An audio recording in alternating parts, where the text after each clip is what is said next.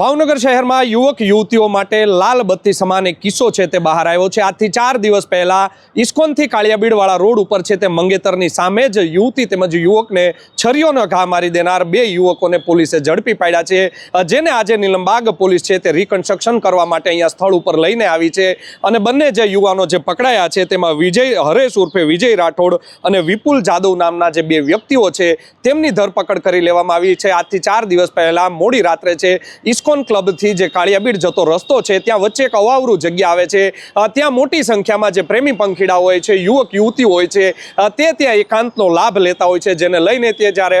આ બંને જે કપલ છે ત્યાં ઊભું હતું ત્યારે મંગેતરની સામે જ છે તે યુવકને છરીના ઘા મારી દેવામાં આવ્યા હતા। જે 2 આ ઈસમો આવ્યા હતા તેના દ્વારા સૌપ્રથમ તેની પાસેથી લૂંટ કરવામાં આવી હતી, તેનો મોબાઈલ લૂંટી લેવામાં આવ્યો હતો, પર્સ લૂંટી લેવામાં આવ્યું હતું, ને ત્યારબાદ તાબે ન થતા આ યુવક જે મનદીપસિંહ યાદવ નામનો જે વ્યક્તિ છે તેને છરીઓના ઘા મારી દેતા ભાવનગર શહેરમાં ચકચાર મચી જવા પામ્યો હતો। આ મામલે નીલમબાગ પોલીસ તેમજ ડી સ્ટાફ દ્વારા છે તે સતત 3 દિવસ સુધી છે મેરેથોન દોડ કરી હતી ને ત્યારબાદ આ યુવાનો છે તે પકડાયા છે। બંને યુવાનો છે તેનો ભૂતકાળ ઇતિહાસ છે તે ખૂબ જ વગોવાયેલો છે। બંને જે યુવાનો છે તે નશો કરીને આવ્યા હોય તેવી પણ ચર્ચા છે તે ચાલી રહી છે અને બંને યુવાનને નીલમબાગ પોલીસ દ્વારા છે તે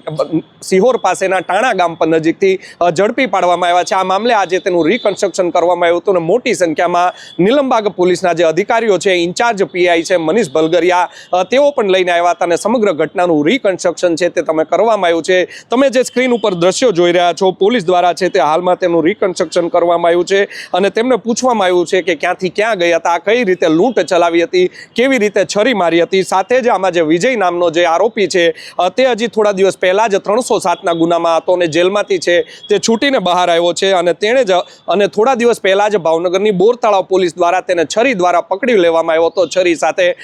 જ તેની સાથે જે વિપુલ નામનો વ્યક્તિ પકડાણો છે તેને રિકન્સ્ટ્રક્શન કર્યા બાદ ભાવનગરના વાળુકડ ગામ છે ત્યાં લઈ જવામાં આવ્યો હતો અને ત્યાં લૂંટમાં જે તેણે છોકરી જે છે તેનો મોબાઈલની લૂંટ કરી હતી તે મોબાઈલ તેણે ત્યાં સંતાડ્યો હતો। આ મોબાઈલ પણ તેની પાસેથી રિકવર કરવામાં આવ્યો છે। ભાવનગર પોલીસ દ્વારા આજે આ બંને આરોપી છે તેને ભાવનગરની કોર્ટમાં છે તે રજૂ કરવામાં આવ્યા હતા અને 5 દિવસના તેના રિમાન્ડ માંગતા ભાવનગર કોર્ટ દ્વારા 2 દિવસના રિમાન્ડ છે તે મંજૂર કરી દેવામાં આવ્યા છે। આમ કહી શકાય કે ભાવનગરમાં પ્રેમી પંખીડાઓ હોય કે કપલ હોય, યુવક યુવતી હોય, તેની માટે લાલ બત્તી સમાન કિસ્સો છે। જે એકાંત જે જગ્યા હોય છે, અવાવરું જગ્યા હોય છે, ત્યાં લોકો છે મળવા માટે જતા હોય છે, પરંતુ આ તમારી માટે ઘાતક છે તે સાબિત થઈ શકે છે, માટે આવી કોઈ જગ્યાનો તમારો ઉપયોગ ન કરવો જોઈએ તેવું પણ પોલીસ અધિકારીઓ દ્વારા જણાવવામાં આવ્યું છે। જો તમારી સાથે પણ આવો કોઈ બનાવ બન્યો હોય, તમારી સાથે પણ આવી લૂંટનો બનાવ બન્યો હોય તો નીલમબાગ પોલીસનો તમે સંપર્ક કરી શકો છો। આ બંને આરોપી છે તે રીઢા આરોપી છે તેવું પણ કહેવાય રહ્યું છે, માટે તમે પણ જો ભોગ બન્યા હોય તો નીલમબાગ પોલીસનો સંપર્ક કરવો થયો જોઈએ,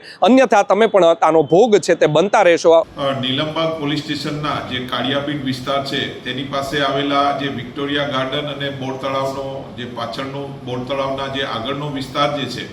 ત્યાં મોડી રાત્રે 10:30 થી 11 વાગ્યાના અરસામાં એક લૂંટનો બનાવ બનેલ, જેમાં હકીકત એવી છે કે આ કામના જે ફરિયાદી જે છે તેના ફિયાન્સ જે છે મનદીપસિંહ યાદવ, તે અને તેના ફિયાન્સ જે છે એ મોડી રાતે જમી અને ત્યાંથી પસાર થતા હતા દરમિયાન ત્યાં જે છે પોતાની જે બાઇક સાઈડમાં રાખી અને કાચા રસ્તે બોર તળાવના કિનારે જતા હતા દરમિયાન તે વિસ્તારમાં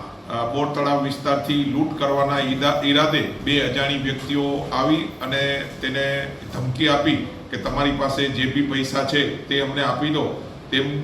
કરતા હતા। દરમિયાન એક જે ઈસમે જે છે તેણે જે છરી બતાવેલી હતી તેણે આ કામના જે ભોગ બનનાર મનદીપસિંહ યાદવને